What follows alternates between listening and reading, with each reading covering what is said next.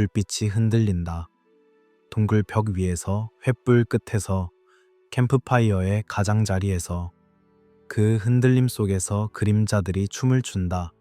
사람의 형상, 짐승의 윤곽, 손바닥 자국들. 이것은 기록이 시작되기 전의 밤이다. 문자가 없던 시간, 종이가 없던 시간, 그러나 이야기는 있던 시간. 누군가 불빛 앞에 앉아 있다. 아이들이 그 주위를 둘러싸고 있다. 그리고 목소리가 시작된다. 낮고 리드미컬하게 반복하면서 이것은 우리가 아는 가장 오래된 형태의 보존이다. 돌에 새기는 것보다 더 오래된, 뼈에 표시하는 것보다 더 깊은 보존. 목소리에서 목소리로, 귀에서 기억으로, 기억에서 다시 목소리로. 그렇게 이어지는 사슬. 우리는 그것을 신화라고 부른다. 하지만 신화란 무엇일까? 지어낸 이야기일까? 아니면 압축된 기억일까? 상상의 산물일까? 아니면 반복된 경험이 결정처럼 굳어진 것일까? 오늘 밤 우리는 그 질문 앞에 선다. 조심스럽게, 단정하지 않으며 부드러운 회의주의를 품고서. 왜냐하면 우리가 다루려는 시간은 너무 멀고 증거는 너무 적으며 해석은 너무 다양하기 때문이다. 그러나 그 불확실성 속에서도 하나의 패턴이 보인다. 세계 곳곳에서 서로 만난 적 없는 사람들 사이에서 비슷한 이야기가 반복된다. 물의 이야기, 하늘의 이야기, 돌의 이야기, 황금시대와 그 붕괴의 이야기. 세부는 다르다. 이름은 바뀐다. 신들의 얼굴은 다르고 언어는 다르며 풍경은 다르다. 그러나 구조는 남아있다. 마치 서사의 화석처럼 뼈대만 남은 채로, 그러나 여전히 알아볼 수 있는 형태로. 그리고 우리는 묻는다. 이것은 우연일까? 인간 심리의 보편성 때문일까? 아니면 그 안에 우리가 아직 읽지 못한 기록이 숨어 있는 것일까? 문자가 시작된 시대는 짧다. 기껏해야 5,000년. 어떤 지역에서는 3,000년, 어떤 곳에서는 100년도 되지 않는다. 그러나 그 이전에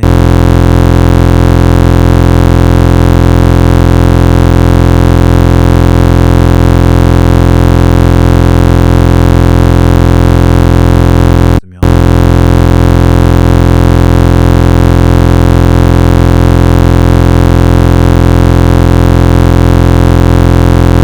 오래된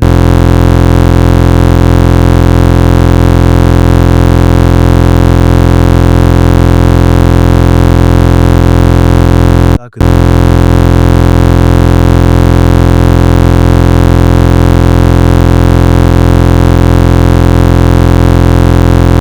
때문이다.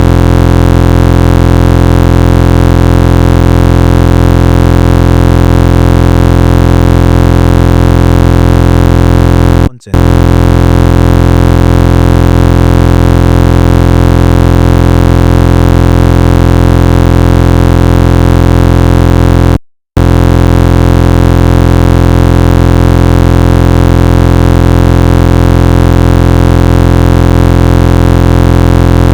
방식.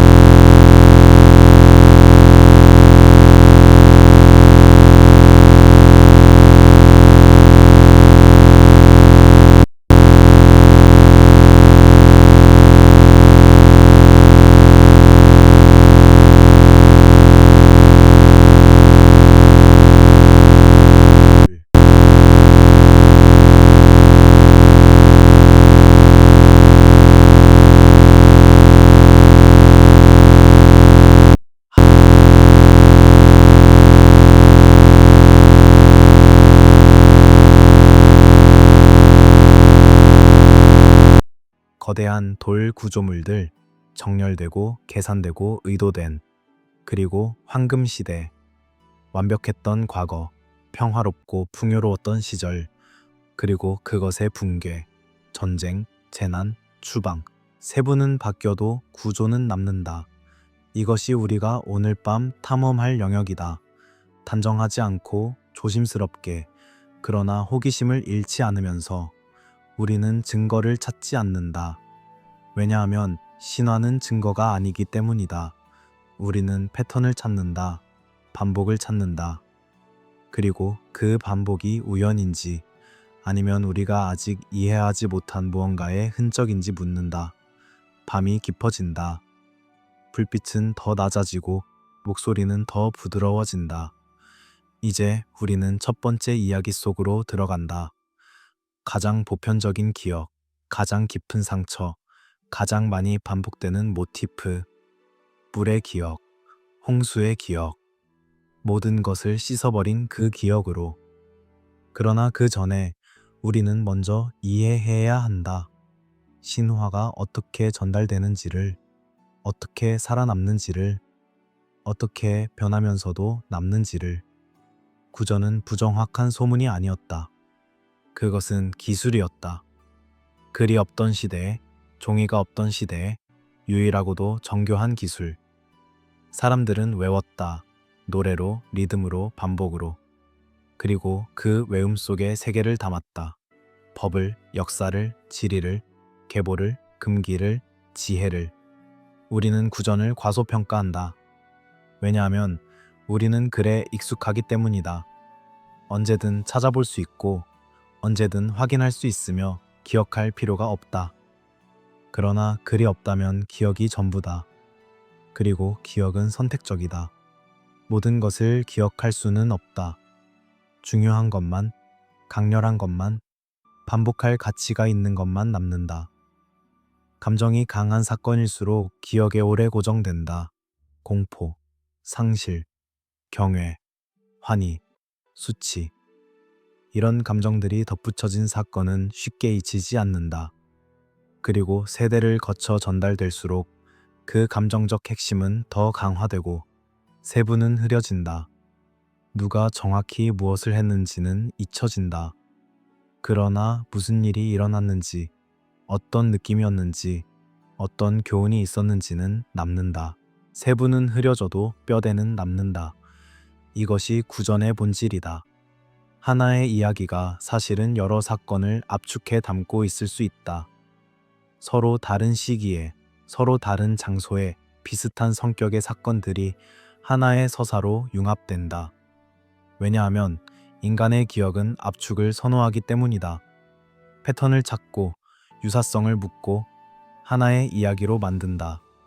그것이 기억하기 쉽고 전달하기 쉬우며 의미를 보존하기 쉽다. 비교 신화학은 이 원리에서 출발한다. 서로 다른 문화에서 비슷한 구조가 반복될 때 우리는 그 공통 분모를 묻는다. 왜 같은 모티프가 나타나는가? 세 가지 가능성이 있다. 첫째, 전파. 한 문화에서 다른 문화로 이야기가 전달되었다. 둘째, 독립적 발생. 비슷한 환경과 심리가 비슷한 이야기를 낳았다. 셋째, 공통의 기원. 모두가 같은 사건, 같은 경험, 같은 과거를 공유하고 있다. 이 세 가지를 구분하기는 어렵다. 때로는 불가능하다. 왜냐하면 증거가 불완전하기 때문이다. 그러나 우리는 반대 가능성도 함께 제시해야 한다.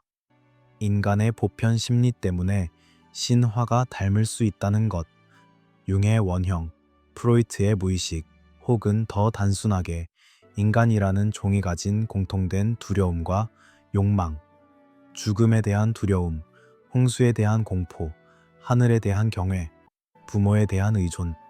그러나 어떤 디테일은 지나치게 구체적으로 반복되는 것처럼 보인다. 단순히 심리적 보편성만으로 설명하기에는. 예를 들어 홍수 후 배가 산에 닿는다는 모티프, 살아남은 사람들이 동물들과 함께 있다는 모티프, 하늘에서 내려온 존재가 측량을 가르친다는 모티프, 거석 구조물이 천문학적으로 정렬되어 있다는 사실. 이것들은 너무 구체적이다. 너무 반복적이다. 그리고 우리는 긴장감을 유지한다. 단정하지 않으면서, 그러나 질문을 놓지 않으면서 신화 속의 신들을 어떻게 해석할 것인가. 두 갈래 길이 있다. 하나는 문자 그대로 받아들이는 것, 초자연적 존재, 다른 차원의 존재, 혹은 외계의 방문자. 그러나 우리는 이것을 단정하지 않는다. 왜냐하면 증명할 수 없기 때문이다. 다른 하나는 은유로 받아들이는 것, 신은 자연 현상의 의인화, 혹은 사회적 권력의 신격화, 혹은 기술 격차가 만든 경외감, 기술 격차. 이것은 중요한 개념이다. 만약 한 집단이 글을 쓸 줄 알고 다른 집단은 모른다면, 만약 한 집단이 농경을 알고 다른 집단은 수렵 채집만 한다면, 만약 한 집단이 별의 주기를 계산할 줄 알고 다른 집단은 모른다면 그 격차는 경외를 낳는다. 그리고 경외는 신성으로 이어진다. 설명할 수 없는 것은 신성하다. 이해할 수 없는 것은 경배의 대상이 된다. 그렇다면 신화 속 신들은 실제로 더 발전된 기술을 가진 인간 집단일 수 있을까? 재난 후 살아남은 소수, 지식을 보존한 사람들, 다른 이들에게 그것을 가르친 교사들, 그들이 시간이 지나며 신격화되었을 가능성. 우리는 이것도 단정하지 않는다. 그러나 가능성으로 놓아둔다. 왜냐하면 역사는 이런 신격화의 예를 많이 보여주기 때문이다. 정복자가 신이 되고 왕이 신이 되고 영웅이 신이 된다. 문명은 벽이 아니라 연결에서 시작한다. 이것이 우리가 심는 씨앗이다. 고립된 문명은 없다. 교류 없는 발전은 없다. 사람들은 만나고 이야기하고 배우고 가르친다. 그리고 그 연결의 흔적이 신화 속에 남아 있을 수 있다. 공통의 모티프, 비슷한 구조, 반복되는 상징들. 한 세대가 있는 것은 단어 하나다. 10세대가 잊으면 세계관 하나가 사라진다.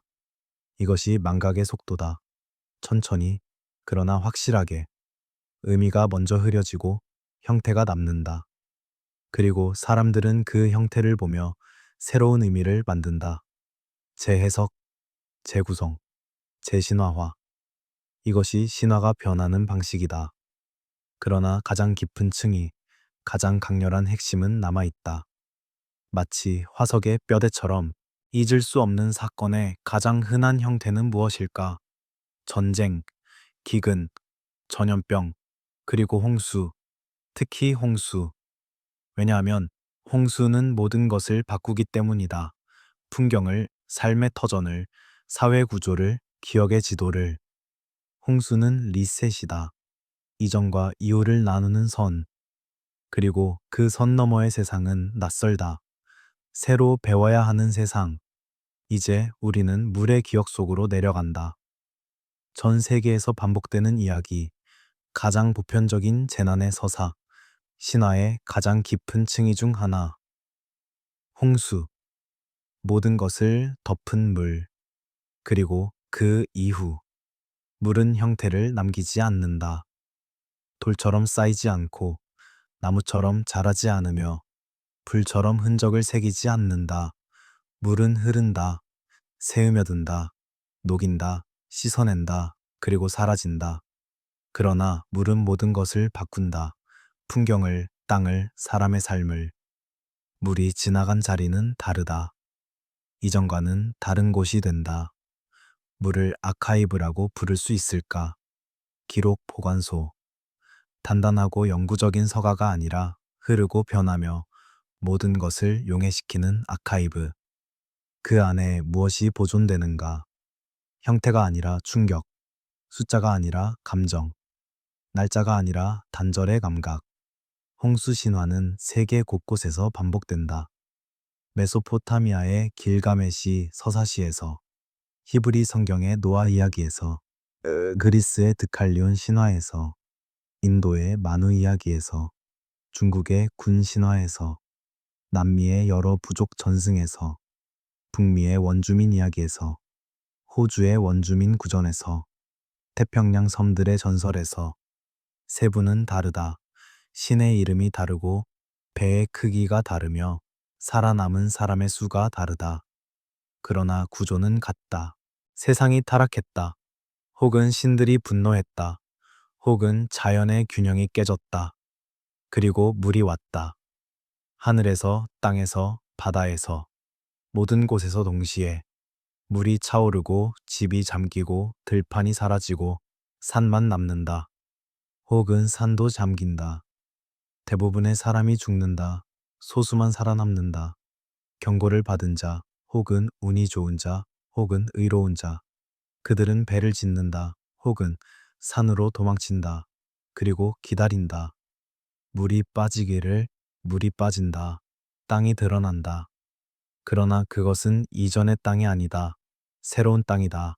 씻겨진 땅, 텅 빈 땅. 그리고 살아남은 사람들은 다시 시작한다. 새로운 세대를 낳고 새로운 집을 짓고 새로운 밭을 일군다. 이것이 홍수서사의 골격이다. 그리고 이것이 왜 이렇게 반복되는가?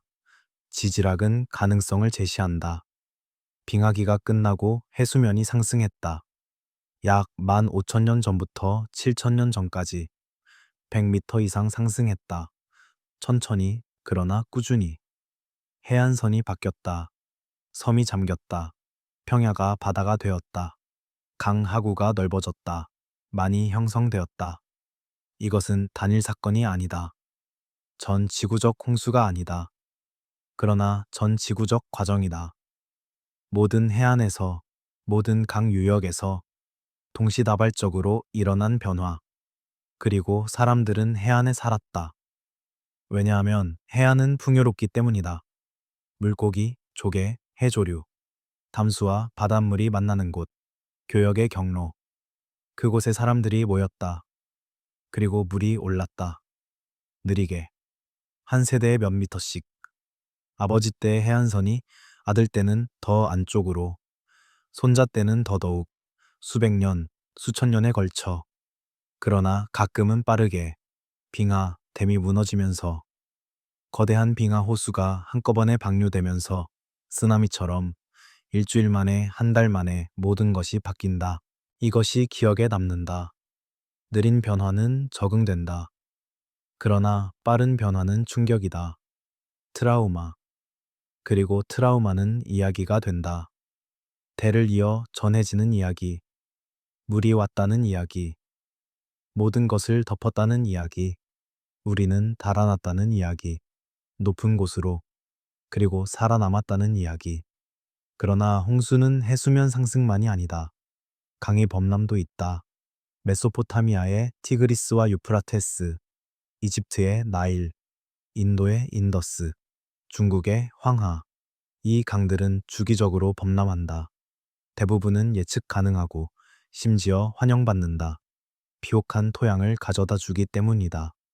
그러나 가끔은 예측 불가능하고 파괴적이다.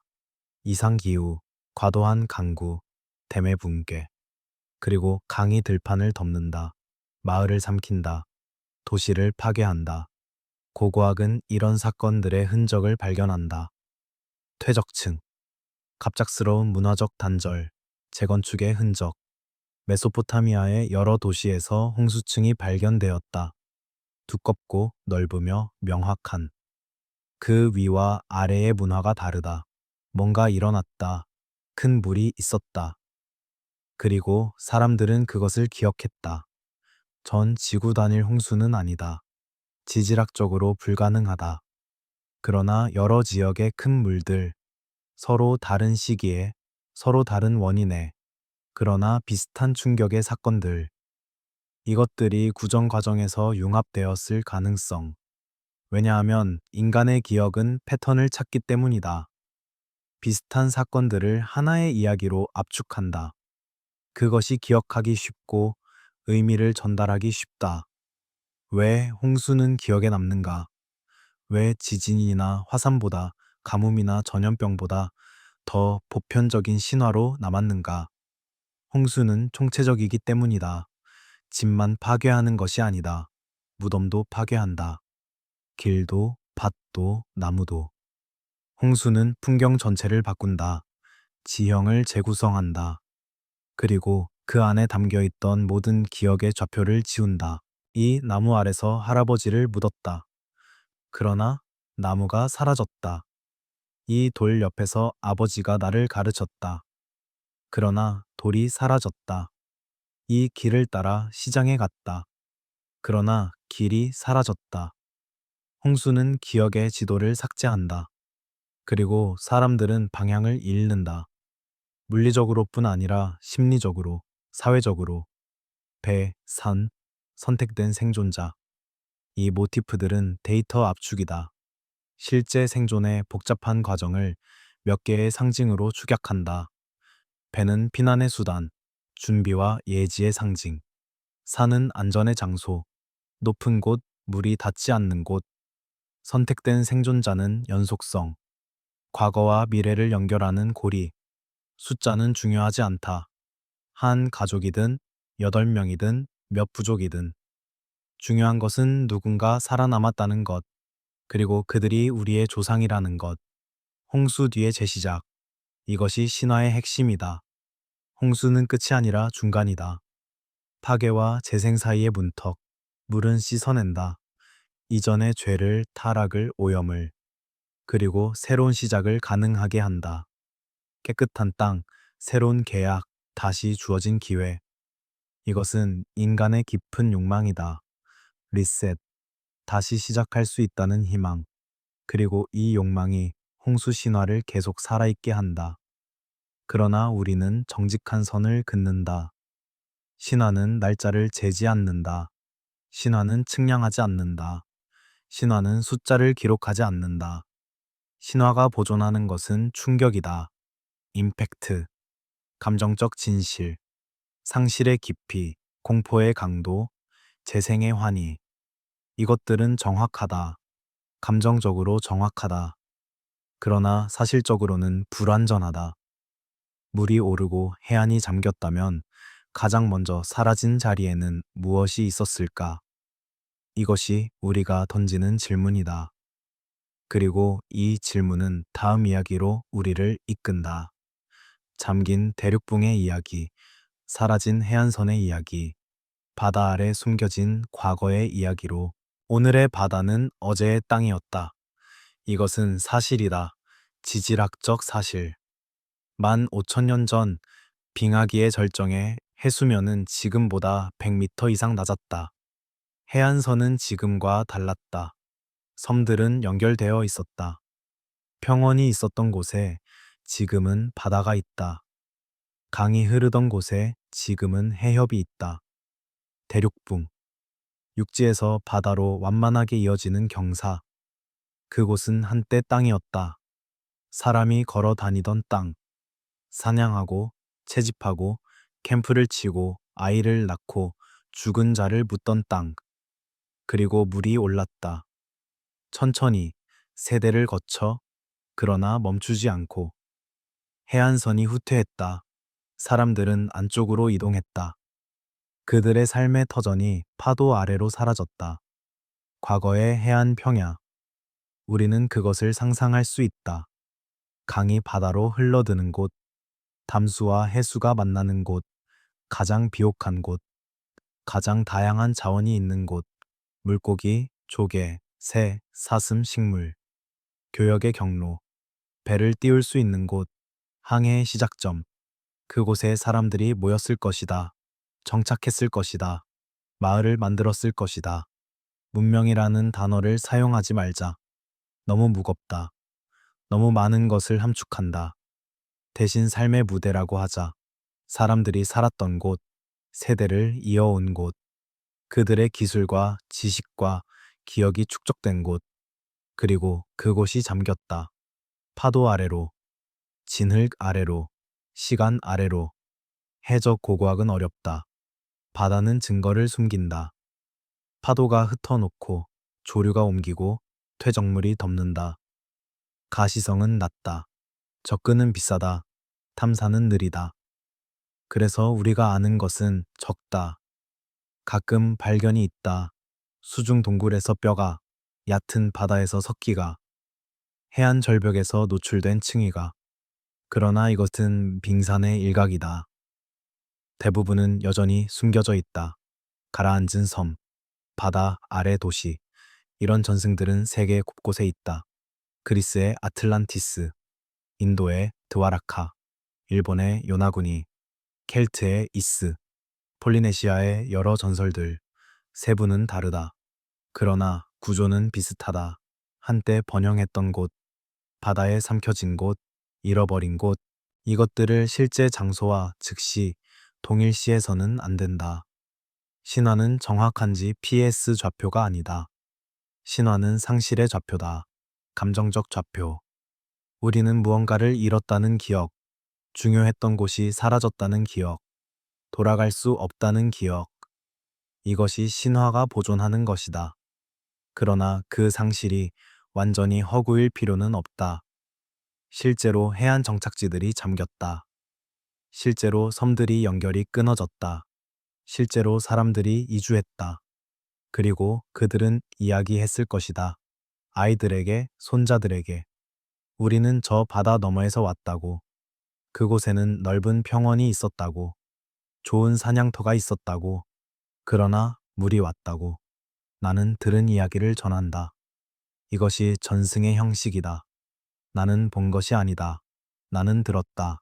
누구에게서, 아버지에게서, 그는 누구에게서, 할아버지에게서, 그는 누구에게서, 그렇게 거슬러 올라간다. 사슬, 기억의 사슬, 목소리의 사슬, 그리고 그 사슬이 끊어지지 않는 한 이야기는 산다. 그러나 사슬은 약하다. 한 세대가 전달을 실패하면 끊어진다. 전쟁, 질병, 이주, 억압. 여러 이유로 사슬이 끊어질 수 있다. 그리고 끊어진 후에는 재구성만 가능하다. 조각들을 모으고 추측하고 새로운 이야기를 만든다. 그것은 원래의 이야기와 다를 수 있다. 그러나 무언가는 남아있다. 흔적, 뼈대, 리듬, 전설을 실제 지명과 즉시 동일시하지 않기. 이것을 반복한다. 왜냐하면 유혹이 크기 때문이다. 아틀란티스는 산토린이다. 아니다. 크레타다. 아니다. 지브롤터 너머의 섬이다. 이런 동일시는 위험하다. 왜냐하면 신화는 하나의 장소, 하나의 사건에 대한 기록이 아닐 수 있기 때문이다. 여러 사건이 합쳐졌을 수 있다. 여러 장소의 기억이 융합되었을 수 있다. 달빛이 물결 위에서 흔들린다. 파도가 해안을 두드린다. 규칙적으로 끝없이. 그 리듬 속에서 우리는 상상한다. 물 아래의 윤곽을. 한때 언덕이었던 곳, 한때 계곡이었던 곳, 그곳을 걸어 다녔던 사람들을, 그들의 발소리, 목소리, 웃음소리, 이제는 들을 수 없는 수면 다큐의 리듬이다. 시각적 안정감, 반복, 파도, 달, 잠긴 해안선, 같은 이미지를 다시, 또 다시, 긴장을 풀어준다. 마음을 차분하게 한다. 질문은 남기지만 불안은 가라앉힌다. 왜냐하면 우리의 목적은 답을 주는 것이 아니라 탐사에 동행하는 것이기 때문이다. 함께 궁금해하는 것, 함께 상상하는 것. 물 위로 올라온 사람들은 무엇을 잊지 않으려 했을까? 무엇을 붙잡으려 했을까? 땅이 바뀌고 풍경이 바뀌고 모든 것이 낯설어졌을 때 그들은 무엇을 기준으로 삼았을까? 무엇이 그대로였을까? 하늘. 하늘은 그대로였다. 별은 여전히 같은 자리에 있었다. 태양은 여전히 동쪽에서 떠서 서쪽으로 졌다. 달은 여전히 차고 기울었다. 하늘의 질서는 변하지 않았다. 그리고 그 질서는 사람을 다시 세웠다. 방향을 알려주고, 시간을 알려주고, 계절을 알려주었다. 하늘은 첫 번째 달력이었고, 첫 번째 나침반이었으며, 첫 번째 교과서였다. 이제 우리는 하늘로 올라간다. 하늘에서 내려온 스승들의 이야기로, 지식을 가르쳤다는 존재들의 이야기로, 홍수 이후 세상은 낯설어진다. 익숙했던 모든 것이 사라지거나 변했다. 나무의 위치, 돌의 배치, 강의 형태, 기억의 지도가 무용해진다. 사람들은 다시 배워야 한다. 어디서 먹을 것을 구하는지, 어디가 안전한지, 언제 비가 오는지, 모든 것을 처음부터. 그러나 하늘만은 변하지 않았다. 별들은 여전히 같은 무늬를 그렸다. 계절마다 같은 별자리가 나타났다. 태양의 경로는 예측 가능했다. 달의 모양은 주기적이었다. 하늘은 질서였다. 안정이었다. 신뢰할 수 있는 유일한 것이었다. 그리고 신화는 말한다. 하늘에서 존재들이 내려왔다고. 혹은 하늘의 존재들이 가르쳤다고. 농경을, 측량을, 건축을, 별 읽기를, 글자를, 법을, 의례를.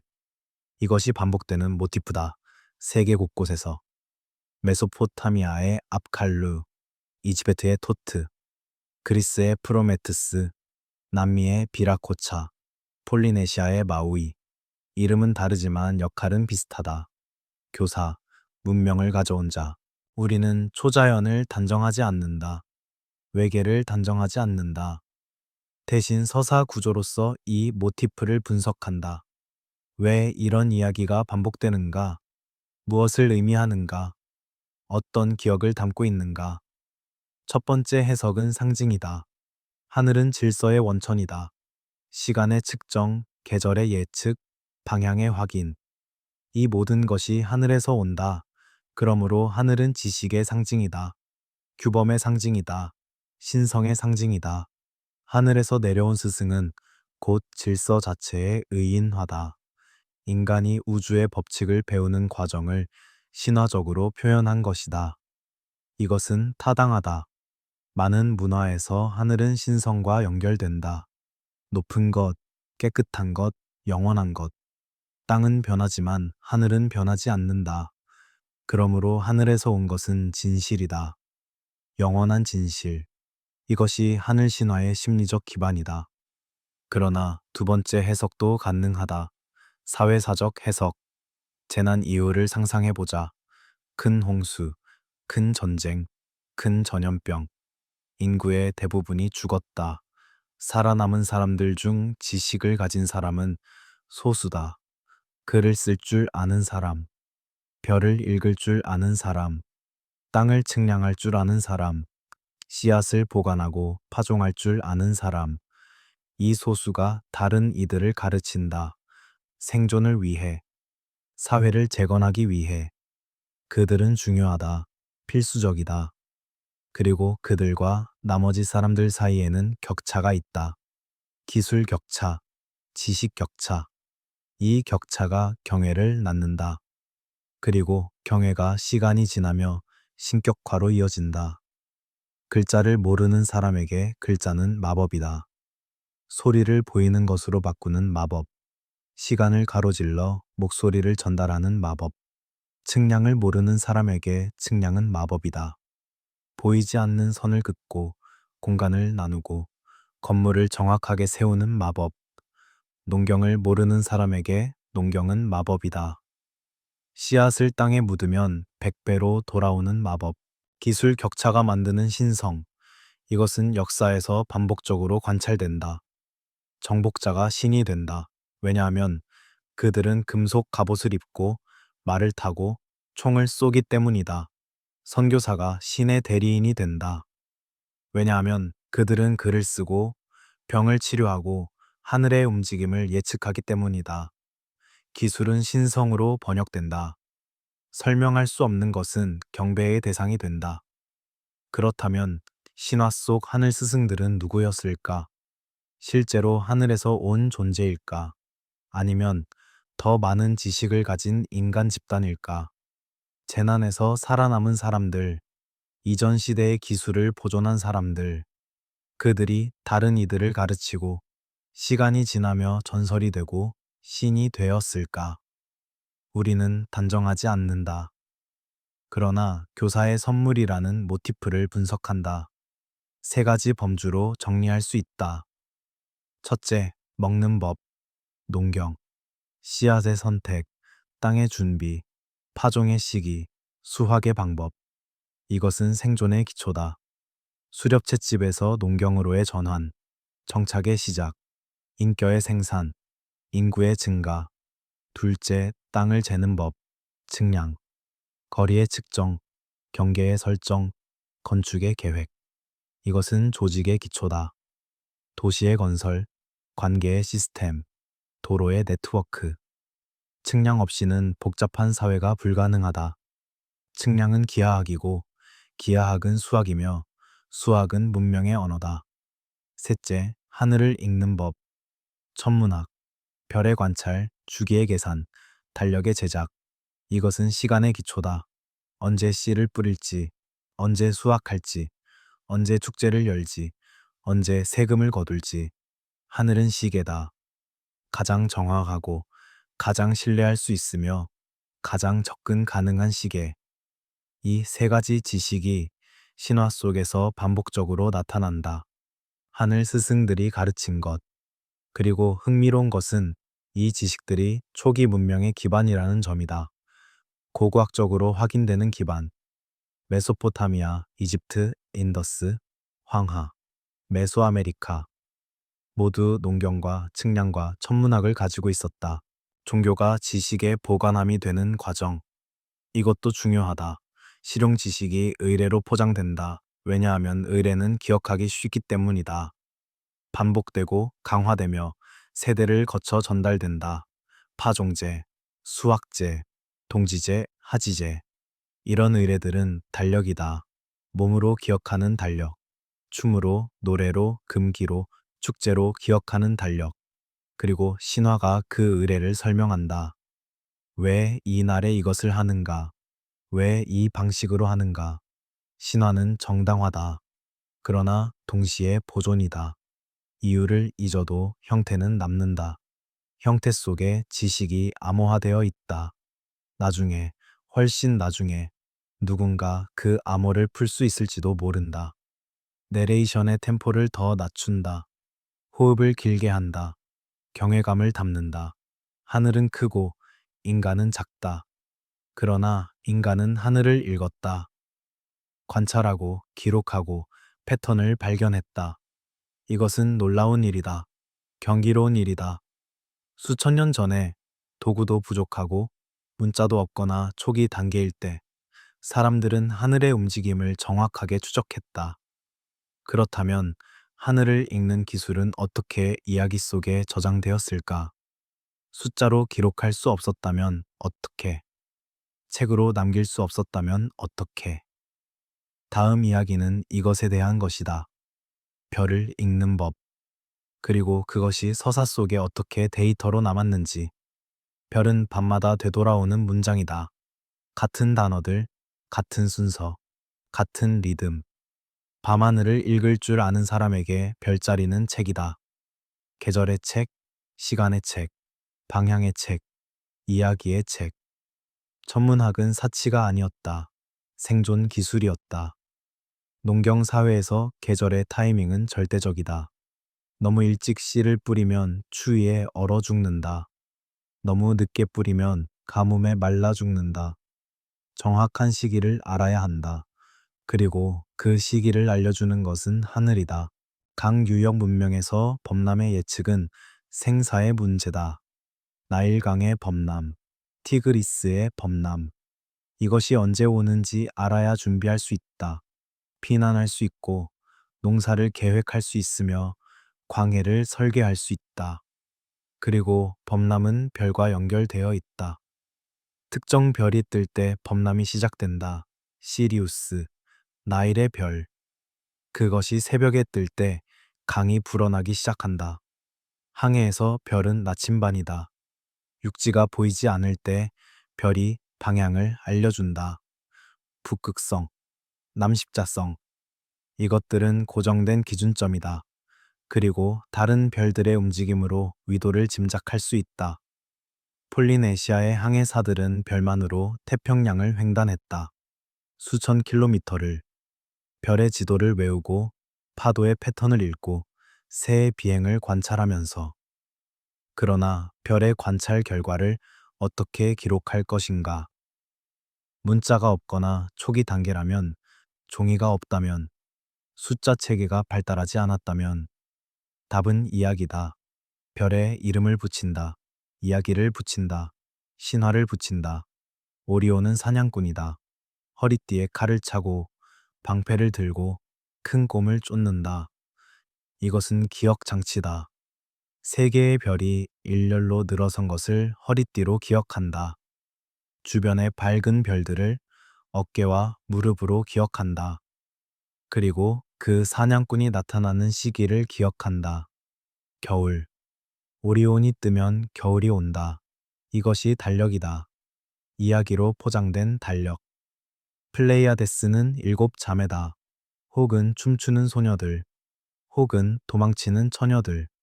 문화마다 이야기는 다르지만 별 무리는 같다. 그리고 그것의 출몰 시기가 중요하다. 그리스에서 플레이아데스가 질 때 항해 시즌이 끝난다. 안데스에서 플레이아데스가 뜰 때 파종이 시작된다. 별 부리는 타이머다. 계절의 타이머. 별자리의 이름, 별의 이름, 신들의 이야기. 이것들은 단순한 상상이 아니다. 데이터 압축이다. 관측 결과를 기억 가능한 형태로 변환하는 것. 왜냐하면 인간의 뇌는 이야기를 잘 기억하기 때문이다. 숫자보다, 날짜보다, 좌표보다 이야기를 더 오래, 더 정확하게 기억한다. 그리고 의례가 그것을 강화한다. 특정 별이 뜰 때 축제를 연다. 제사를 지낸다. 춤을 춘다. 노래를 부른다. 이것이 반복되면 몸이 기억한다. 세대가 바뀌어도 의례는 남는다. 그리고 의례 속에 천문학적 지식이 보존된다. 정교한 관측 전통이 여러 지역에서 발달했다. 메소포타미아의 점성술사들, 이집트의 신관들, 마야의 천문학자들, 중국의 관상가들, 인도의 조티샤. 그들은 수세기에 걸쳐 하늘을 관찰했다. 기록했다. 패턴을 발견했다. 일식과 월식의 주기, 행성의 움직임, 세차운동, 세차운동, 지구 자전축의 느린 흔들림, 약 26,000년의 한 바퀴. 이것 때문에 북극성이 바뀐다. 지금은 폴라리스지만 5,000년 전에는 투반이었다. 12,000년 전에는 베가였다.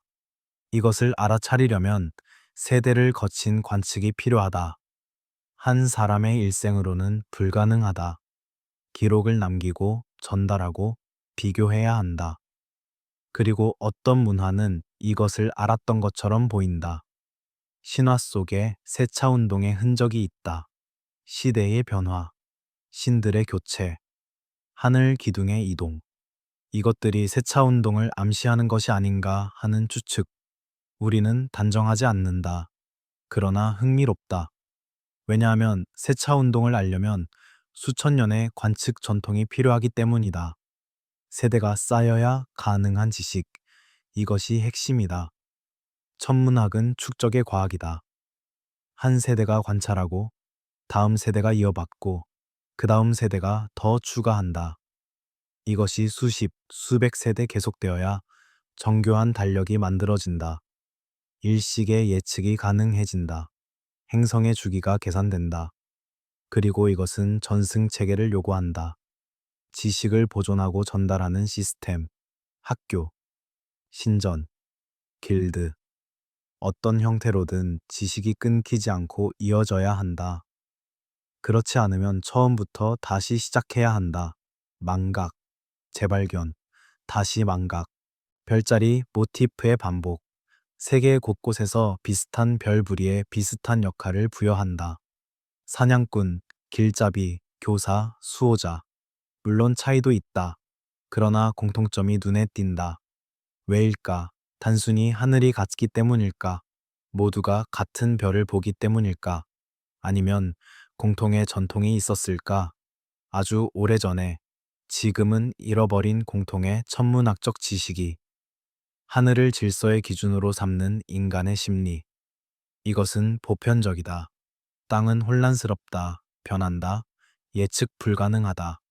그러나 하늘은 규칙적이다. 믿을 수 있다. 되돌아온다. 그래서 하늘은 신성과 연결된다. 영원성과 연결된다. 진리와 연결된다. 재난 이후 이 의존은 더 강해진다. 모든 것이 무너졌을 때 하늘만은 그대로다. 별은 여전히 같은 자리에 있다. 계절은 여전히 돌아온다. 이것이 위안이다. 희망이다. 우주는 여전히 질서를 가지고 있다. 그리고 우리도 그 질서 안에 있다. 수면 다큐의 연출, 숫자를 줄인다. 대신 리듬을 사용한다. 주기, 되돌아옴, 반복.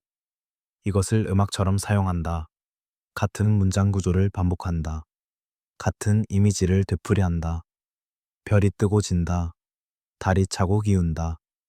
계절이 오고 간다. 이 리듬이 청취자를 편안하게 한다. 예측 가능하게 한다. 안전하게 한다. 별을 읽는 눈은 결국 돌을 세우는 손으로 이어진다. 왜냐하면 하늘의 주기를 땅에 고정시키고 싶기 때문이다. 되돌아오는 것을 붙잡아 두고 싶기 때문이다. 영원한 것을 영구적인 형태로 만들고 싶기 때문이다. 그래서 돌을 세운다. 정렬시킨다. 계산한다. 하늘을 향해. 이제 우리는 돌의 언어로 간다. 거석 유적의 세계로. 그것이 무엇을 의미하는지, 무엇을 기억하려 해든지. 돌은 거짓말을 하지 않는다. 돌은 상상하지 않는다. 돌은 과장하지 않는다. 돌은 그냥 있다. 무겁고 단단하며 영구적으로. 다만 말을 하지 않을 뿐이다. 그래서 우리는 해석해야 한다. 조심스럽게 여러 가능성을 열어두고 거석 유적, 메갈리스, 세계 곳곳에 있다. 스톤헨지, 카르나크, 기자의 피라미드, 마추픽추, 바알백, 고베클리 테페, 이스터 섬의 모아이, 일본의 고분. 각각 독특하다. 문화가 다르고 시기가 다르며 목적이 다를 수 있다. 그러나 공통점이 있다. 돌, 크고 정렬되고 의도적인 돌. 우리는 이것을 하나로 환원하지 않는다. 모든 거석, 유적이 같은 목적을 가졌다고 말하지 않는다. 대신 겹침으로 소개한다. 달력과 지도와 의뢰와 기념비. 이것들이 겹쳐져 있을 수 있다. 하나의 구조물이 여러 역할을 할 수 있다. 스톤헨지를 예로 들어보자. 그것은 무엇인가? 달력일까? 동지와 하지의 정렬이 명확하다. 태양이 특정 돌 사이로 뜰 때 계절의 전환점이다. 그러므로 달력, 의례 장소일까? 인간의 뼈가 발견되었다. 화장의 흔적, 장례의 장소. 그러므로 신전, 천문 관측소일까? 달의 주기와 연결된 정렬들, 일식의 예측 가능성. 그러므로 과학시설, 혹은 이 모든 것, 겹쳐진 목적, 규모와 정렬이 주는 압도감. 이것은 부인할 수 없다. 거대한 돌들, 수십 톤, 때로는 100톤 이상. 어떻게 옮겼을까? 어떻게 세웠을까? 어떻게 이렇게 정확하게 정렬시켰을까? 이것은 노동의 조직을 요구한다. 공학 지식을 요구한다. 시간 투입을 요구한다. 수십 년, 수백 년. 왜 세계 곳곳에서 정렬, 방위, 주기에 대한 집착이 반복되는가? 이것이 우리의 질문이다. 이집트의 피라미드는 정확하게 동서남북을 가리킨다. 오차가 몇 분각 이내다. 마야의 신전들은 춘분과 추분의 태양 경로와 정렬되어 있다. 앙코르와트는 춘분 일출을 중심축으로 한다. 이것은 우연이 아니다. 의도다. 정교한 의도. 불가능이라는 단어를 절제한다. 우리는 고대인을 과소평가하지 않는다. 그들은 우리보다 덜 지능적이지 않았다. 도구가 적었을 뿐이다. 그리고 도구가 적을 때 인간은 더 창의적이 된다. 지렛대, 경사로, 롤러, 윤활제. 시간과 인력을 조직하는 능력. 이것으로도 놀라운 일을 할 수 있다. 그러나 놀라움은 유지한다. 왜냐하면 놀랍기 때문이다. 현대 기술로도 재현하기 어려운 것들이 있다. 바알백의 트릴리톤. 각각 1000톤에 가까운 돌 3개. 어떻게 채석했고, 어떻게 옮겼으며, 어떻게 쌓았는가. 설명 가능한 영역과 논쟁 영역을 구분한다. 대부분은 설명 가능하다. 그러나 일부는 여전히 논쟁 중이다. 유적을 기억 고정 장치로 해석한다. 하늘의 주기를 돌로 붙잡아 두려는 시도. 왜냐하면 하늘은 움직이기 때문이다. 별은 뜨고 진다. 계절은 오고 간다. 영원히 반복되지만 잡을 수 없다. 그러나 돌은 잡을 수 있다. 돌은 고정되어 있다. 그래서 돌로 하늘을 가리킨다. 이 돌과 저 돌 사이로 태양이 뜰 때 여름이 온다. 이것을 기억하라. 영원히. 이것은 달력이면서 동시에 교과서다. 다음 세대를 가르치는 도구. 할아버지가 손자의 손을 잡고 돌 앞에 선다. 보거라. 태양이 저기로 뜬다. 그때가 씨 뿌릴 때다. 손자는 본다. 기억한다. 그리고 자기 손자에게 가르친다. 돌은 변하지 않는다. 그래서 지식도 변하지 않는다. 후대가 유적을 보고 신이나 거인의 이야기를 만드는 이유. 이것도 이해할 만하다. 설명할 수 없는 것을 마주할 때 인간은 신화를 만든다. 우리는 이것을 어떻게 만들었는가? 모른다. 그렇다면 우리가 만든 것이 아니다. 신이 만들었다. 거인이 만들었다. 하늘에서 온 존재들이 만들었다. 이것은 망각의 결과다. 원래 건설자들의 후손이 어떻게 만들었는지 잊어버렸다. 기술이 사라졌다. 지식이 단절되었다. 그러나 돌은 남았다. 그리고 사람들은 그 돌을 보며 경외한다. 그리고 새로운 이야기를 만든다. 이것이 신화가 생성되는 방식 중 하나다. 수면 다큐의 연출, 돌의 표면을 길게 보여준다. 질감, 풍화, 익기, 세월의 흔적, 바람소리, 새소리, 침묵, 밤하늘과 석재의 대비, 별빛이 돌에 떨어진다. 그림자가 길게 늘어진다. 시간이 천천히 흐른다. 아무것도 서두르지 않는다. 돌이 문장이라면 문법은 무엇일까? 배치의 규칙, 정렬의 원리, 비율의 체계. 이것들이 문법일 수 있다. 그리고 이 문법을 이해하면 돌이 하는 말을 듣을 수 있을지도 모른다. 다음 이야기는 이것에 대한 것이다. 숨겨진 문법, 신성기하, 상징, 그리고 이야기로 감싼 과학. 형태는 남고 의미는 변한다. 이것이 돌의 운명이다. 그리고 인간 지식의 운명이기도 하다. 우리는 그 변환의 규칙을 찾아본다. 어떻게 의미가 사라지는지, 어떻게 형태가 보존되는지, 그리고 어떻게 새로운 의미가 채워지는지. 어떤 지식은 책보다 노래에 오래 남는다. 왜냐하면 노래는 몸이 기억하기 때문이다. 리듬이, 멜로디가, 반복이 뇌에 각인된다. 그리고 그 안에 정보가 숨어 있을 수 있다. 암호화되어, 상징으로. 기하학과 비율이 고대 건축에서 반복되는 이유. 두 층위로 설명할 수 있다. 첫째, 실용. 구조적 안정성. 황금 비율은 아름다울 뿐 아니라 강하다. 원은 압력을 고르게 분산시킨다. 삼각형은 변형에 저항한다. 이것은 공학이다. 경험으로 터득한 공학. 둘째, 상징. 우주 질서의 반영. 하늘은 원을 그린다. 해와 달과 별들이 원형 궤도를 따른다. 그러므로 원은 완벽함이다. 영원함이다. 신성이다. 사각형은 땅이다. 내 방향. 사계절. 안정성. 인간의 영역.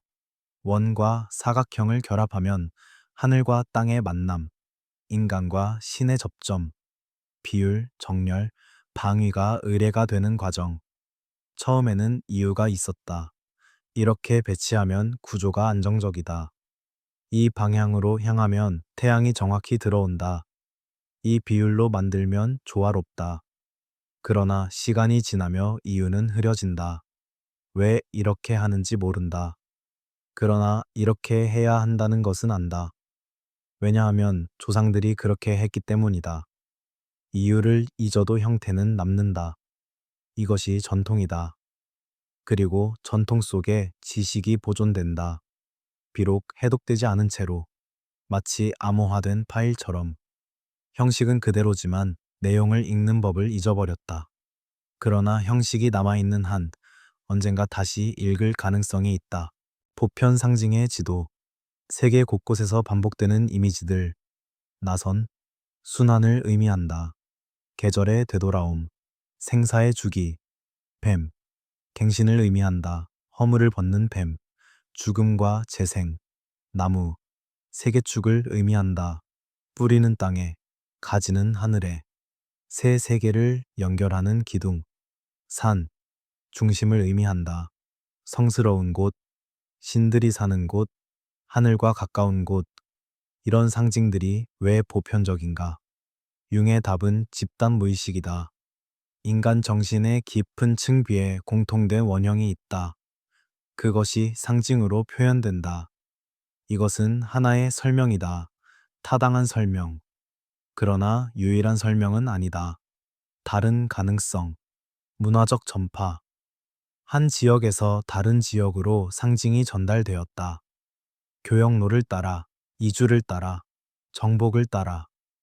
그리고 각 문화가 그것을 자기 방식으로 재해석했다. 세부는 바뀌었지만 핵심은 남았다.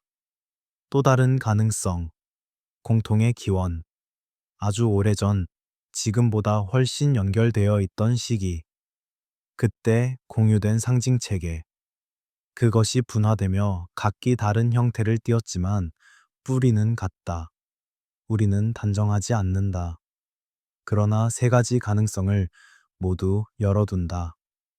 신화는 원식과학이 아니다. 이 점을 명확히 한다.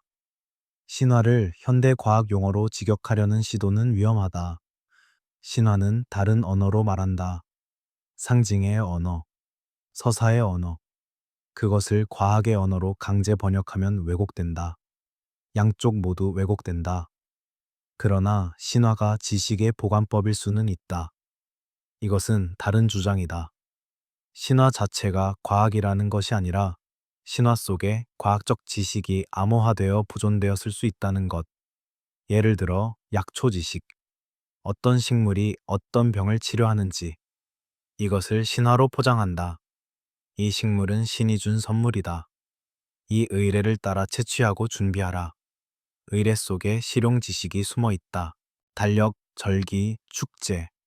이것들은 하늘 주기와 인간 활동을 동기화하는 장치다. 춘분의 파종제, 하지의 태양제, 추분의 수학제, 동지의 재생제. 이것들은 단순한 종교 행사가 아니다. 농경 달력이다. 사회 달력이다. 세금 달력이다. 모든 것이 하늘의 주기와 연결되어 있다.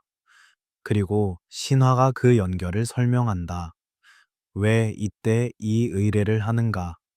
태양신이 가장 약할 때 우리는 불을 지펴 그를 돕는다. 이것은 상징이다. 그러나 동시에 실용이다. 동지는 전환점이다. 이후로 낮이 길어진다. 희망이 돌아온다. 축제는 그것을 표시한다. 기억한다. 강화한다. 연결의 주제를 강화한다. 지식은 축적이 아니라 연결이다. 고립된 사실들은 쉽게 잊힌다. 그러나 연결된 지식, 서로를 지지하는 지식, 이야기 속에 짜인 지식은 오래 남는다. 신화는 연결망이다. 모든 것이 다른 것과 연결되어 있다. 하늘과 땅, 과거와 현재, 인간과 신, 삶과 죽음. 맥락이 끊기면 지식은 사라진다. 이것이 우리가 다음에 다룰 주제다. 맥락의 상실, 연결의 붕괴, 그리고 그 결과로서의 대망각. 지식이 남아있으면서도 사라지는 역설. 형태는 있지만 의미를 잃는 과정. 그 연결이 끊어질 때 지식은 남아있으면서도 사라진다. 돌은 그대로 서 있지만 왜 세웠는지 모른다. 의례는 계속되지만 무엇을 위한 것인지 모른다. 상징은 반복되지만 무엇을 상징하는지 모른다. 이제 이쓰는 방식으로, 대망각으로. 망각은 폭풍이 아니라 안개다.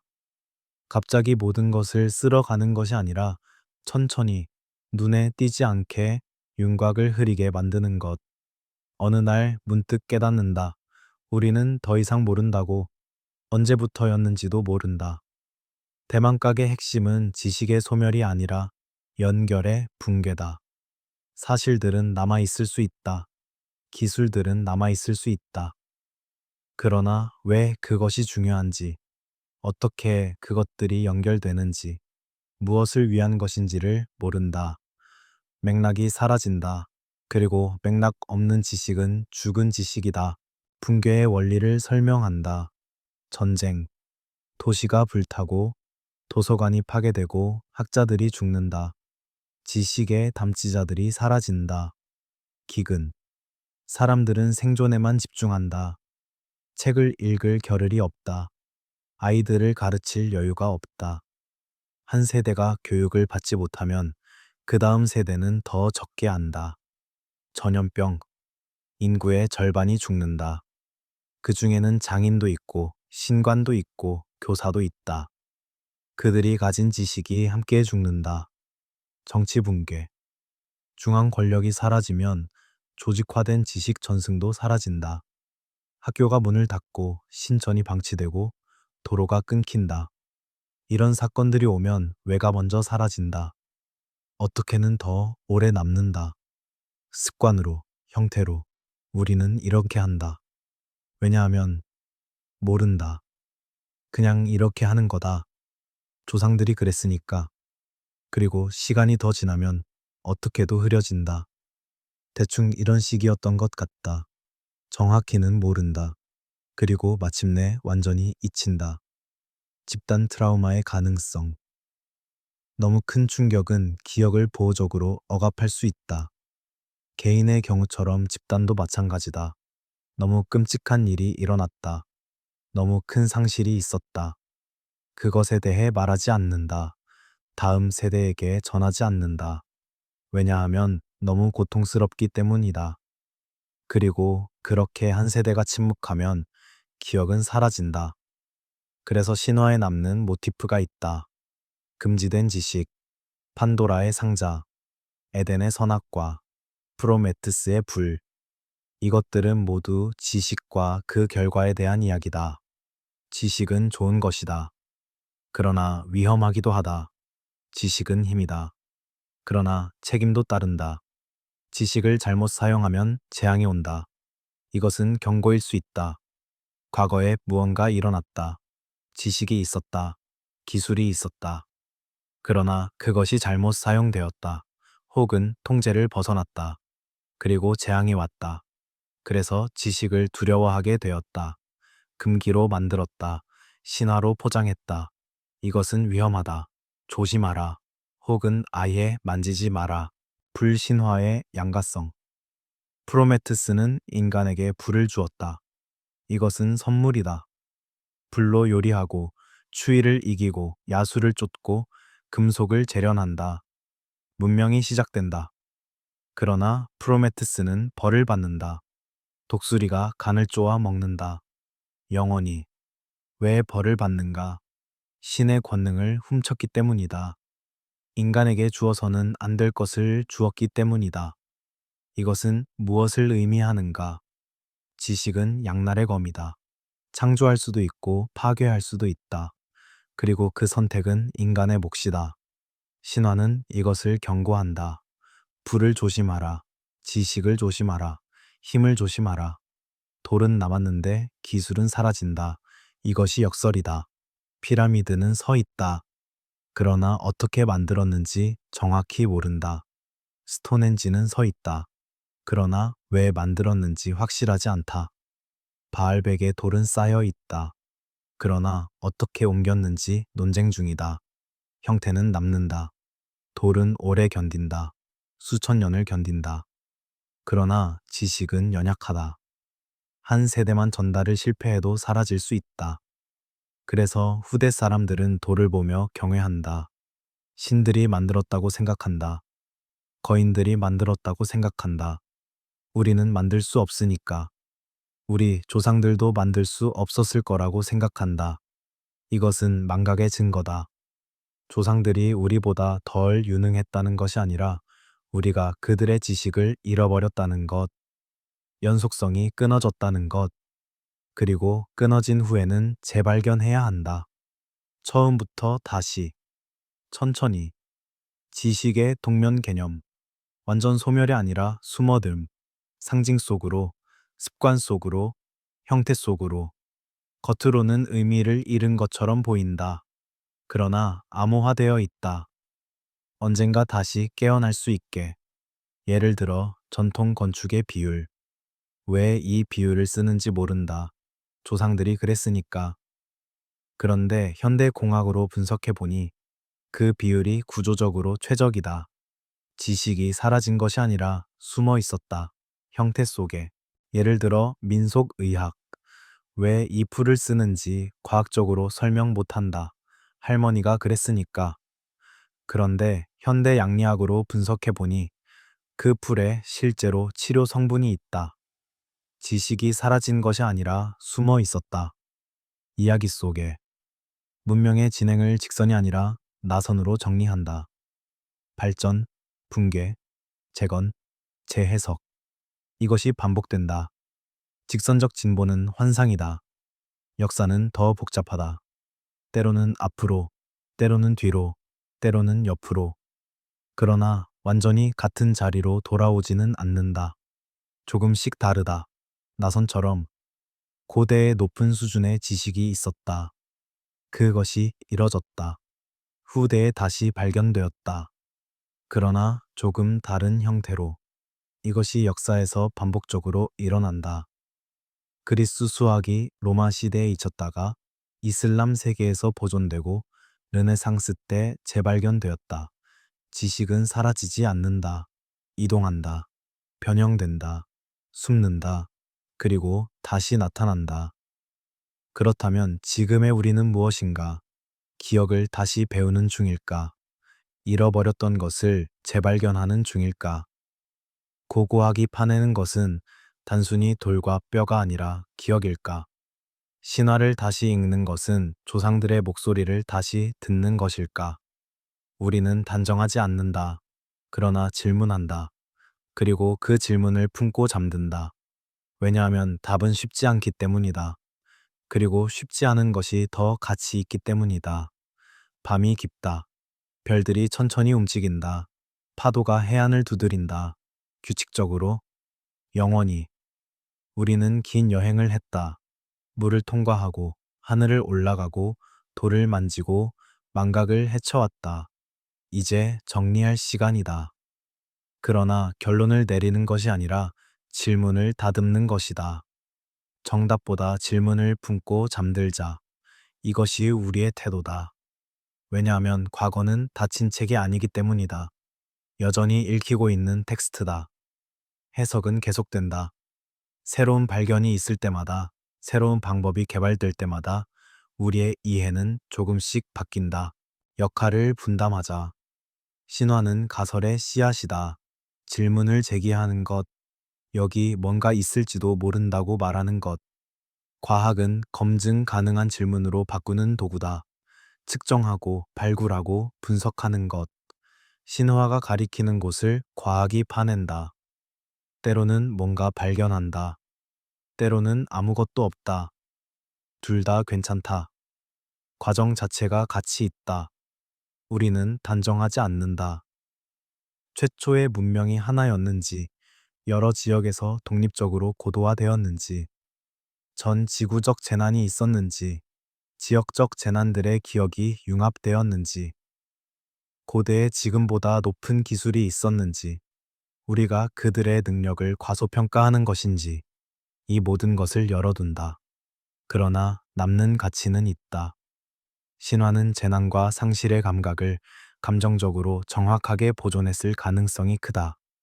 숫자는 틀릴 수 있다. 이름은 바뀔 수 있다. 세부는 흐려질 수 있다. 그러나 감정적 진실, 충격의 크기, 상실의 깊이, 이것들은 정확하다. 신화는 트라우마의 아카이브다. 그리고 트라우마는 거짓말하지 않는다. 현대적 경고를 남긴다. 우리는 지금 엄청난 양의 데이터를 저장한다. 서버에, 클라우드에, 하드디스크에. 그러나 의미를 잃을 수 있다. 파일 형식이 구식이 되면 읽을 수 없다. 소프트웨어가 사라지면 접근할 수 없다. 맥락이 사라지면 이해할 수 없다. 연결이 끊기면 지식은 사라진다. 고대나 현대나 마찬가지다. 데이터만으로는 부족하다. 의미가 필요하다. 맥락이 필요하다. 이야기가 필요하다. 신화가 오래 살아남은 이유는 이야기이기 때문이다. 이야기는 연결한다. 과거와 현재를, 하늘과 땅을, 인간과 우주를, 마지막 이미지를 그린다. 별빛 아래의 바다, 고요하고 넓다. 파도가 부드럽게 밀려온다. 밀려간다. 그 아래 어딘가 잠긴 땅이 있다. 한때 사람들이 걸었던 땅, 집을 지었던 땅, 아이를 키웠던 땅. 지금은 물 아래. 그러나 이야기는 남았다. 물 위에 떠 있다. 파도를 타고 전해진다. 세대에서 세대로, 목소리에서 목소리로. 그 이야기 속에 기억이 있다. 왜곡되었을 수도 있고, 과장되었을 수도 있으며, 재해석되었을 수도 있다. 그러나 뭔가 있다. 진짜 무언가. 진짜 과거의 메아리. 수면 다큐의 마무리. 느린 요약. 우리는 물의 기억을 보았다. 전 세계의 홍수 신화. 해수면 상승과 잠긴 해안. 우리는 하늘의 질서를 보았다. 별을 읽는 법. 하늘 스승들의 전설. 우리는 돌의 언어를 보았다. 거석 유적. 정렬과 주기. 우리는 망각을 보았다. 지식의 상실과 보존. 형태와 의미의 분리. 그리고 이제 우리는 다시 질문한다. 신화는 무엇인가? 단순한 이야기인가? 아니면 기억의 화석인가? 지어낸 것인가? 아니면 압축된 경험인가? 우리는 모른다. 아직. 그러나 탐색은 계속된다. 호흡을 유도한다. 깊게 들이마시고 천천히 내쉰다. 몸의 긴장을 푼다. 어깨를, 턱을, 눈을. 파도 소리에 맞춘다. 들숨, 날숨. 밀려옴, 밀려감. 리듬. 영원한 리듬. 다음 편을 티저한다. 아주 낮은 온도로 부드럽게. 다음 밤에는 한 신화를 한 지역의 자연 기록과 나란히 놓아볼 것이다. 이야기와 지질학을 비교할 것이다. 전설과 고고학을 대조할 것이다. 무엇이 일치하는지, 무엇이 다른지, 무엇을 배울 수 있는지. 우리가 잃어버린 것은 문명 그 자체가 아니라 문명에 이르는 길의 지도였을지도 모른다. 어떻게 거기 도달했는지, 어떤 단계를 거쳤는지, 어떤 선택을 했고, 어떤 실수를 반복했으며, 어떤 지혜를 축적했는지. 결과는 보인다. 돌로, 유적으로, 신화로. 그러나 과정은 숨겨져 있다. 물 아래에, 모래 아래에, 시간 아래에. 숨겨진 무대를 상상해보자. 바다 아래의 대륙붕. 한때 그곳은 평야였다. 강이 흘렀고 나무가 자랐으며 사람들이 살았다. 마을이 있었다. 작은 것일 수도 있고 큰 것일 수도 있다. 집들이 모여 있었고 길이 연결했으며 무덤이 조상을 기억했다. 부두에서 배가 출발했고 시장에서 물건이 교환되었으며 광장에서 이야기가 전해졌다. 그리고 물이 올랐다. 천천히 세대를 거쳐 해안선이 안쪽으로 이동했다. 사람들도 이동했다. 짐을 싸고 배를 띄우고 더 높은 곳으로. 그들은 뒤를 돌아보았을까? 불에 잠기는 집을, 파도에 씻기는 길을, 사라지는 무덤을. 그리고 그것을 기억했을까? 이야기로 만들었을까? 우리는 저 바다 너머에서 왔다고. 지금 그곳은 조용하다. 물고기가 헤엄치고 해초가 흔들리며 퇴적물이 천천히 쌓인다. 인간의 흔적은 지워진다. 나무는 썩고 뼈는 부서지며 돌만 남는다.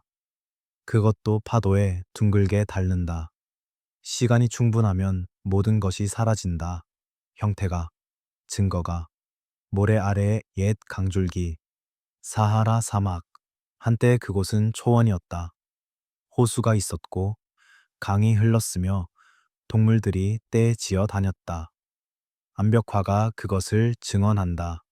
기린, 코끼리, 하마. 지금은 없는 동물들, 사람들도 있었다.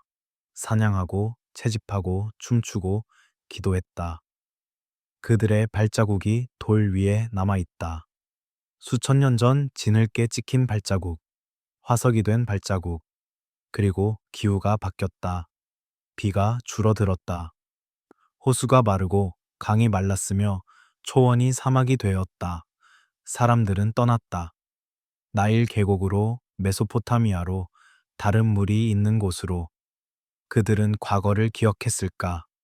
초록이었던 땅을, 물이 풍부했던 시절을, 그리고 그것을 낙원의 이야기로 만들었을까? 잃어버린 에덴으로. 지금 그곳은 모래다. 끝없는 모래. 바람이 불면 모래가 움직인다. 언덕이 이동하고 계곡이 메워지며 옛 강바닥이 드러났다가 다시 숨는다. 가끔 폭풍 후에 뭔가 나타난다. 토기 조각, 석기, 뼈, 그리고 다시 붙인다. 사막은 보여주기도 하고 숨기기도 한다. 변덕스럽게. 밀림 아래의 석재 흔적, 아마존, 동남아시아, 중앙아메리카. 나무들이 자란다. 빠르게, 빽빽하게. 뿌리가 땅을 파고들고 가지가 하늘을 덮으며 이파리가 빛을 차단한다. 그 아래 어둠 속에서 돌이 잠든다. 신전의 돌, 계단의 돌, 성벽의 돌, 나무 뿌리가 돌 사이를 파고든다. 천천히, 그러나 멈추지 않고 균열을 만들고 틈을 벌리며 결국 돌을 쪼갠다. 이끼가 표면을 덮는다. 흙이 쌓인다. 낙엽이, 가지가, 죽은 동물이, 층층이. 그렇게 문명이 자연으로 돌아간다. 흙이 되고 숲이 되며 기억이 지워진다. 그리고 사람들은 지나간다. 그 숲을 지나가면서도 모른다. 발밑에 도시가 있다는 것을, 나무 사이에 신전이 숨어 있다는 것을, 때로는 우연히 발견한다. 사냥꾼이, 나무꾼이, 길을 잃은 여행자가 돌을 본다. 너무 평평하다. 너무 정렬되어 있다. 자연이 아니다. 그리고 전설이 시작된다. 숲속에 잃어버린 도시, 신들이 살던 곳, 저주받은 곳, 땅은 층으로 말한다. 고고학자들이 파내면 층이 보인다. 시간의 층. 가장 위는 가장 최근, 가장 아래는 가장 오래전. 각 층이 이야기한다.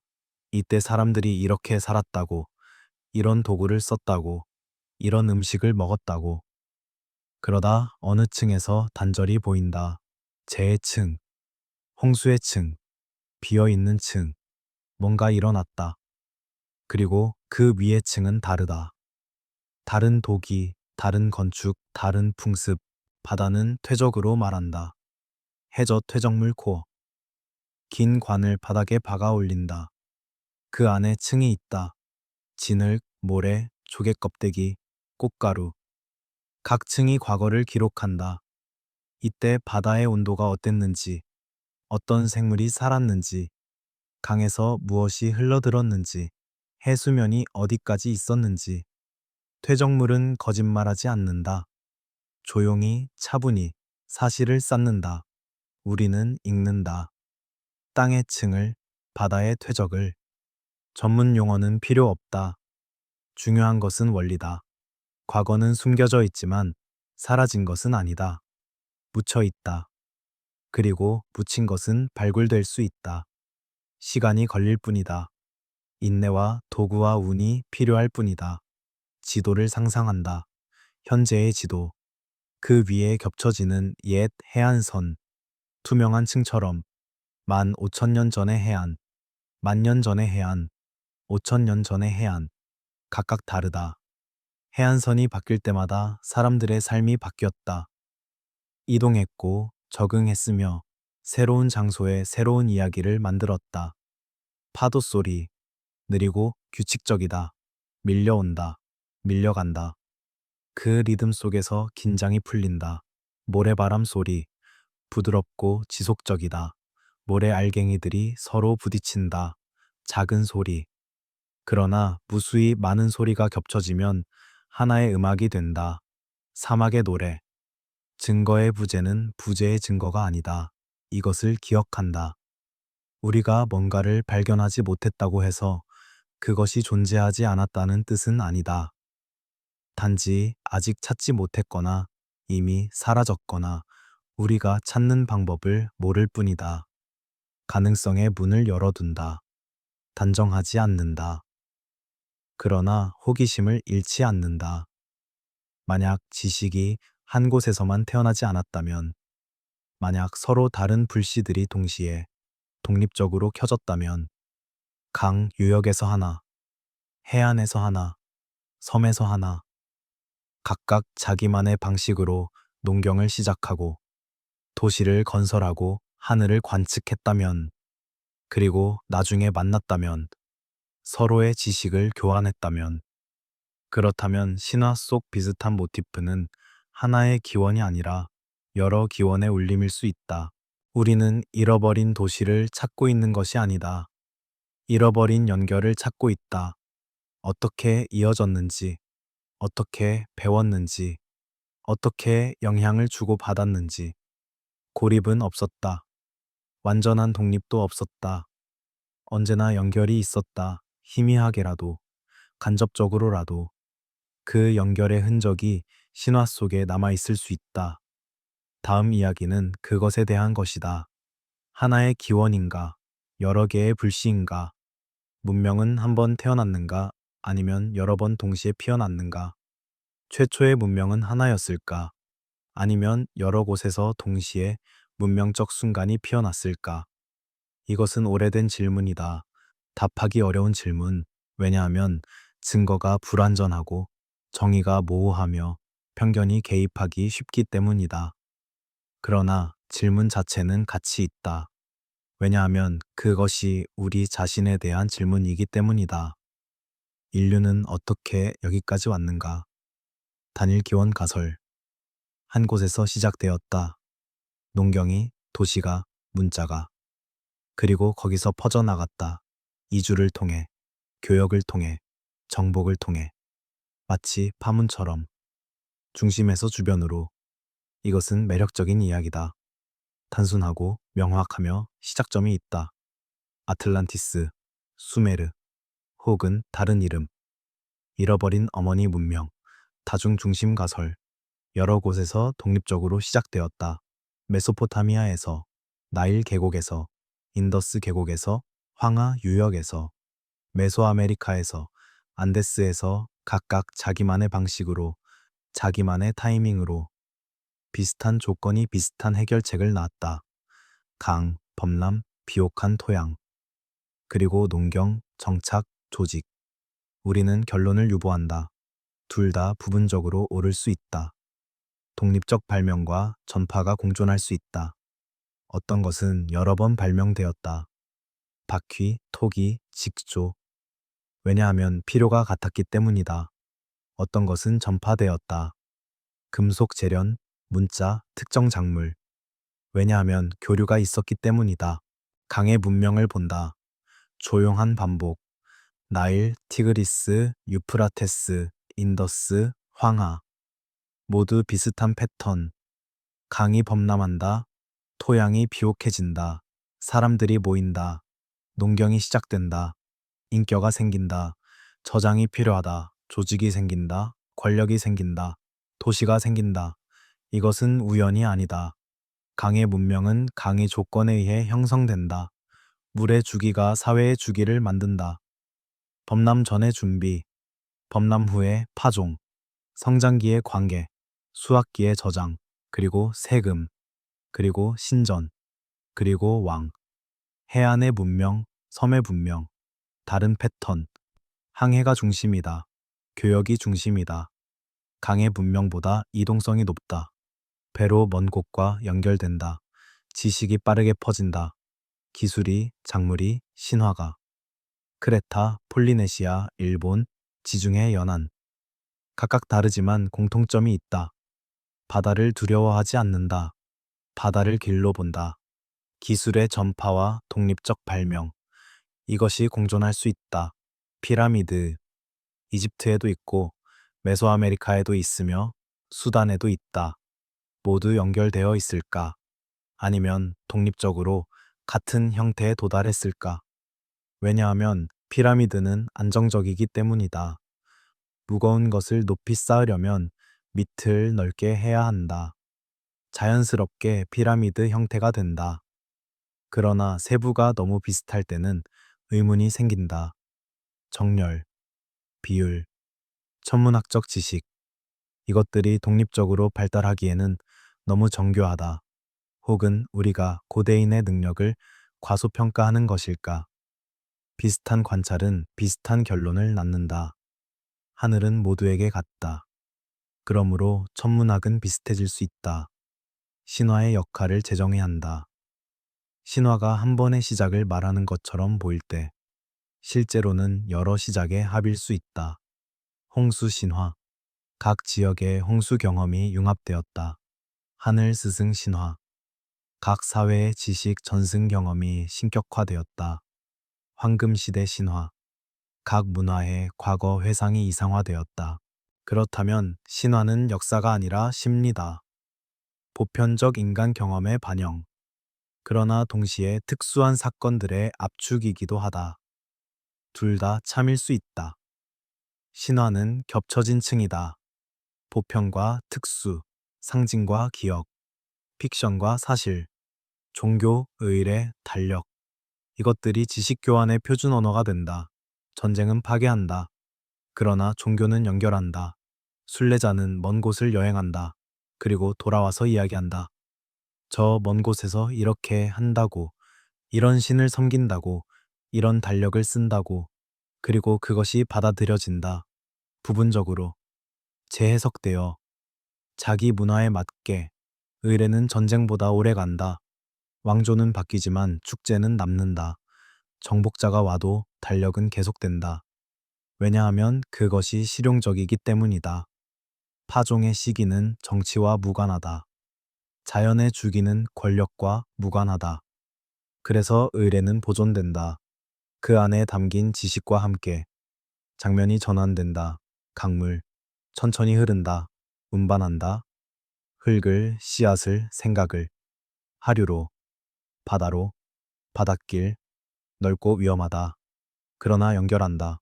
먼 해안과 먼 해안을, 먼 사람과 먼 사람을, 별자리, 밤하늘을 가로지른다. 모두에게 보인다. 모두가 같은 별을 본다. 그리고 각자 이름을 붙인다. 그러나 패턴은 같다. 하지만 지식이 퍼진다는 것은 왜곡도 함께 퍼진다는 뜻이다. 전화 게임처럼 메시지가 전달되며 조금씩 바뀐다. 세부가 추가되고 빠지고 재해석된다. 원래 의미가 흐려진다. 새로운 의미가 덧붙여진다. 신화가 변하는 법. 다음 이야기는 이것에 대한 것이다. 기억은 이동하며 이동한 기억은 모양을 바꾼다. 고정되지 않는다. 박물관의 유물처럼 유리 안에 있지 않다. 살아있다. 숨 쉰다.